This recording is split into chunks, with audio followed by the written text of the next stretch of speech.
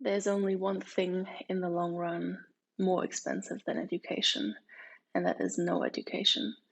This quote by John F. Kennedy is the motto of the Jeremy Project Congo. The Democratic Republic of the Congo is located in Central Africa, just below the equator. 7.6 million kids who are in school age do not go to school, and even though they are supposed to go to school. And this is due to repeated civil wars that force refugee movements and force the people to move to more peaceful areas of the country on a regular basis. Another factor is the lack of school infrastructure, and also that goes hand in hand is the very expensive school fees that then result in an illiteracy rate that concerns 70.5% of the male and 42.8% of the female population. The result of the unstable situation in the Congo is high corruption, lack of education, and civil wars lead to extreme poverty, despite valuable mineral resources, farmland, and water resources. And that is exactly where the Jeremy Project Congo comes in. The Jeremy Project was founded by the international doctors Tabea and Patrick Riziki, and they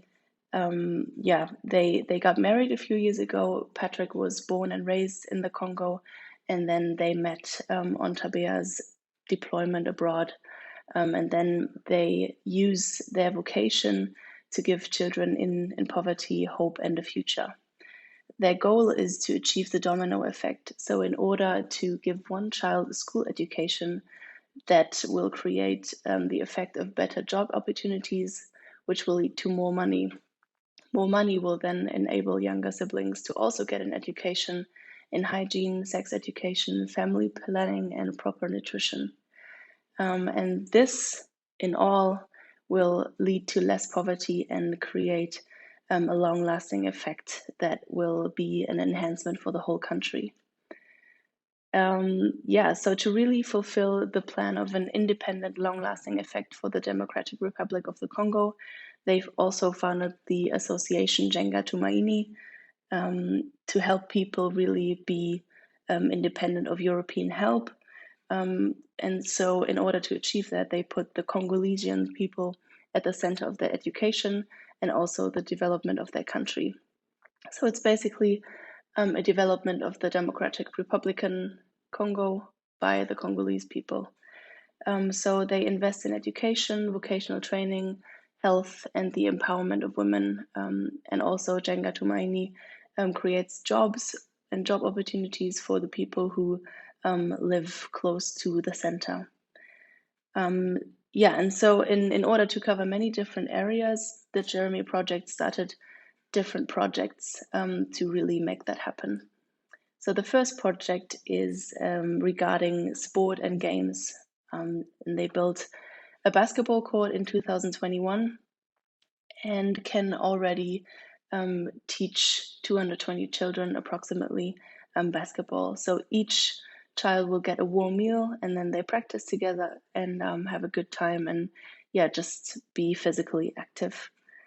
Another project was the Playground Project in 2022, which was created in order to have a safe place for children to play.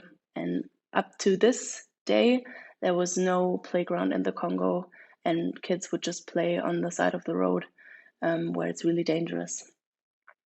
The next project is the primary school in Kashusha, and the motto of the primary school is basically that education is the most powerful weapon you can use in order to change the world. And so the selection of children is focused on the poorest of the poor, the social level of the family, and also that half orphans or full orphans can get some education. And because of capacity, there's only one child per family in the primary school up to now. And since Patrick and Tabea are both doctors and care deeply for the sick, they have a dream of building their own clinic. Since there's no health insurance in the Congo, this will lead to immense hospital fees for families. And due to this, people have to stay in the hospital until these fees can be paid. And because they oftentimes cannot pay for the fees, kids have to stay in the hospital for a longer period of time, then drop out of school, and this creates a vicious cycle that goes on and on. So they use material donations, on-site teaching in topics of hygiene, infectious diseases, and family planning. The medical practice center is under construction right now, and it's only missing the roof, but then soon they can start with their medical practice center.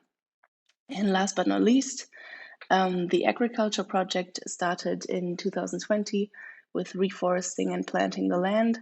And they also created the project Sustainable Agriculture that was founded in 2021 and gives 3 families training in how to use the land, how to plant crops, and how to use the waste from agriculture. And after 3 years, the project will start again and give 3 further families the opportunity to learn about agriculture. And now the last project is the training center. They have 3 different 6-month courses, a sewing course that's mostly done by females, IT course that also involves English and literacy.